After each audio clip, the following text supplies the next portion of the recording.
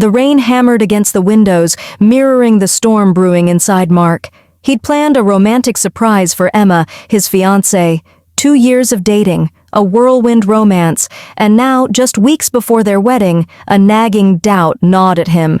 He'd always envisioned a fairy tale love story, a grand gesture, a happily ever after. But lately, Emma had seemed distant, almost resigned. Ignoring the downpour, Mark grabbed a bouquet of lilies and headed towards Emma's apartment. He wanted to see her smile, to chase away the shadows that seemed to have crept into her eyes. As he approached the building, laughter and excited chatter spilled out onto the landing. Emma was hosting a pre-wedding brunch with her closest friends. Mark hesitated, a strange premonition washing over him. He wasn't supposed to be there. He'd planned to spend the afternoon golfing with his friends. Curiosity piqued. He lingered near the entrance. He wasn't eavesdropping, he told himself, just checking if she was all right. "Marrying Mark?" one of her friends asked, her voice laced with a hint of skepticism. Emma laughed, a nervous, brittle sound that sent shivers down Mark's spine.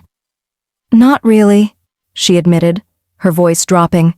"Don't get me wrong, Mark is great, but honestly, I never thought I'd end up with him."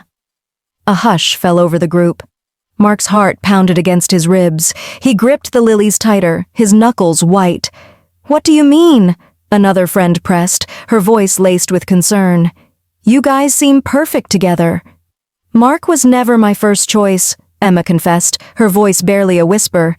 "If things had worked out with Josh—" The words hung heavy in the air. Mark felt a cold dread creeping into his bones. Josh? Who was Josh? "I probably wouldn't even be here today," Emma finished, her voice trailing off.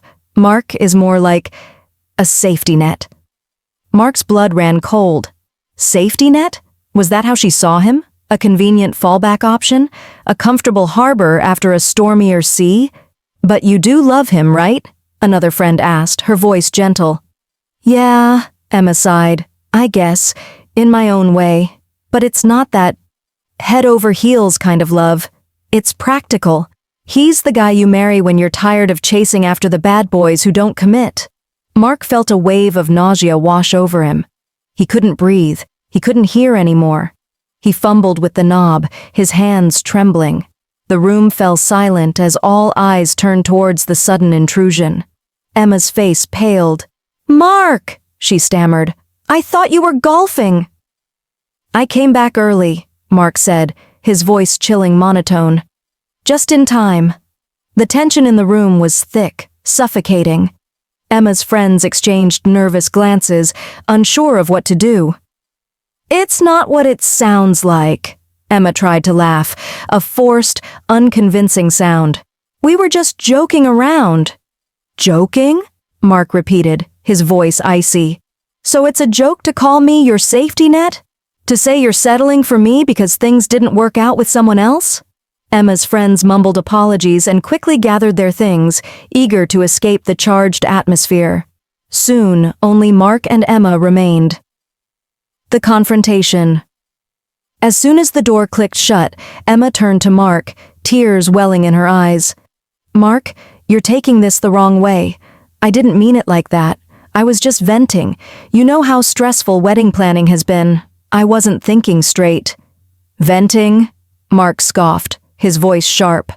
"I heard exactly what you said, Emma. Mark is more like my safety net." "Those were your words." Emma stepped closer, reaching for his arm. "I didn't mean it like that. I love you, Mark. I wouldn't have said yes if I didn't love you." "Love me?" Mark snapped, shaking her hand off. "Do you even hear yourself? You don't love me. You're settling for me because I'm safe, because I'm the guy you marry when all your other options didn't pan out. How am I supposed to marry someone who sees me like that?" Emma's face crumpled. "Please, Mark, don't do this. We've been planning this for months. Everyone's expecting a wedding. Think about what canceling would do to us and to our families. You can't just throw it all away over a misunderstanding." "This isn't a misunderstanding," Mark said, his voice firm. "It's the truth and I can't ignore it. The wedding is off." Emma's tears turned to anger. You can't do that. Do you have any idea how much money has already been spent? What about the venue, the dress, the catering? You're just going to walk away from all of that? Yes, Mark said simply, because I'd rather lose money than spend my life with someone who doesn't see me as their first choice. Emma wasn't one to take no for an answer. Over the next few days, she launched a full-scale campaign to change his mind, employing every manipulative tactic in her arsenal. First came the guilt trips. Long, tear-jerking text messages flooded Mark's phone. Does that really outweigh everything we've been through together? One message read, I love you, and I can't believe you're willing to throw it all away because of one stupid comment.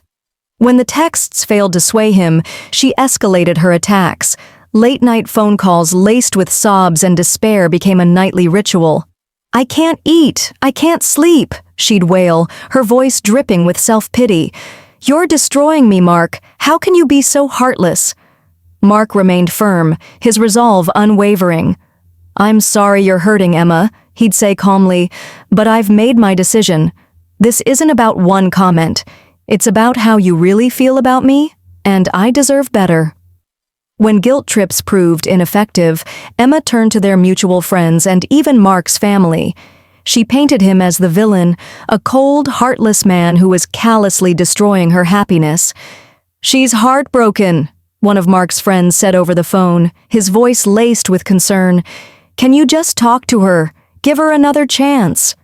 Even his mother called, her voice filled with worry.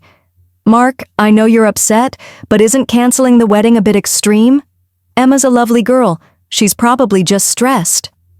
Mark had to explain what Emma had said, every cruel word, every damning confession.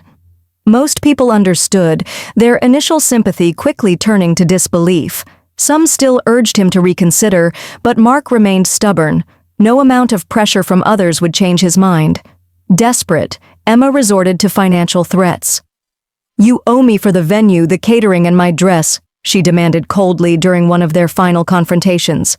You can't just walk away from this without paying your share. Mark refused.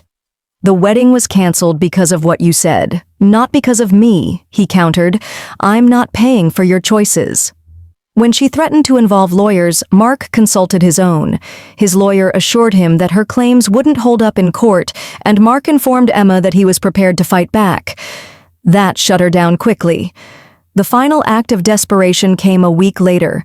Emma, fueled by anger and humiliation, showed up uninvited at a gathering Mark was attending with friends. She stormed in, her face flushed, and began yelling at him in front of everyone. You're a coward, Mark, she shouted, her voice echoing through the room. You're running away because you can't handle a real relationship. You're pathetic. Everyone stared in stunned silence as Mark calmly stood up. Emma, this isn't the time or place, he said, his voice steady. Please leave. When she refused to leave, Mark called security. Emma was escorted out of the premises, her humiliation complete. That was the last straw. Mark blocked her number and social media accounts and informed her that if she contacted him again, he would file for a restraining order. Canceling the wedding was one of the hardest decisions Mark had ever made, but it was also the right one.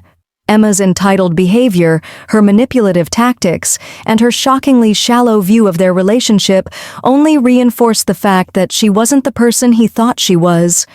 For a long time, Mark felt angry, hurt, and betrayed.